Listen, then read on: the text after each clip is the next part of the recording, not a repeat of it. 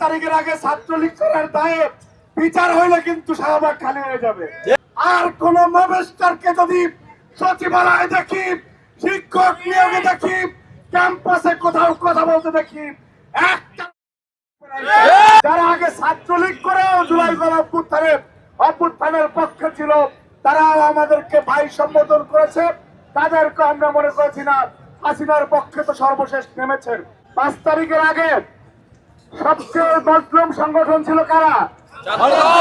সবচেয়ে বেশি জেল খাটছে কারা?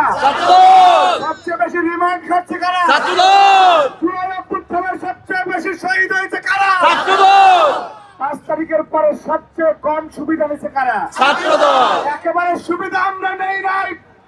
সচিবালয়ে কোনোদিন যাই নাই, কোন সরকারি অফিসে যাই নাই, কোন সুবিধা নেই নাই।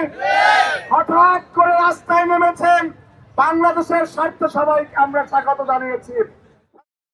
আন্দোলনে জুলাই গণঅভ্যুত্থানে যারা আগে ছাত্রলীগ করেও জুলাই অভ্যুত্থানের পক্ষে ছিল, তারাও আমাদেরকে ভাই সম্বোধন করেছে। তাদেরকে আমরা মনে করেছি না হাসিনার পক্ষে তো সর্বশেষ নেমেছেন। কিন্তু অত্যন্ত দুঃখের বিষয়, বাংলাদেশের প্রত্যেকটি সরকারি অফিসে, ডিসি অফিস থেকে শুরু করে ফুটপাত থেকে সংসদ ভবন পর্যন্ত সব জায়গায় এই অর্বাচীন বালকেরা, যারা পিতৃতুল্য অনেক সচিবকে সরিয়েছে, ডিসিএসপির পদত্যাগ করা, পদায়ন, ট্রান্সফারে কাজ করেছে, আমরা বাংলাদেশের স্বার্থে ধরছি না।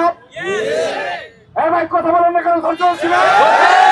আজকে বার্তা দিচ্ছি, বার্তা, আর কোন মবেস্টারকে যদি সচিবালয়ে দেখি, শিক্ষক নিয়োগে দেখি, ক্যাম্পাসে কোথাও কথা বলতে দেখি, একটা থাকবে না। কোন মবেস্টারই বাংলাদেশের ছাত্রদল সহ্য করবে না।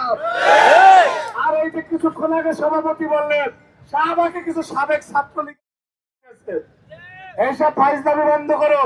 5 তারিখের আগে ছাত্রলীগ করার দায়ে বিচার হইলে কিন্তু শাহবাগ খালি হয়ে যাবে।